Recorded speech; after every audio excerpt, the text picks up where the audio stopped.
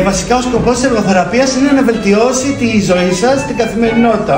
Να βρει τρόπους, άνθρωποι που είναι σε αμαξίδι, άνθρωποι που δεν μπορούν να σκύψουν, να περπατήσουν εύκολα ή να χρησιμοποιήσουν τα χέρια τους, να τους δώσουμε τρόπους να έχουν καλύτερη ποιότητα ζωής μες την ημέρα.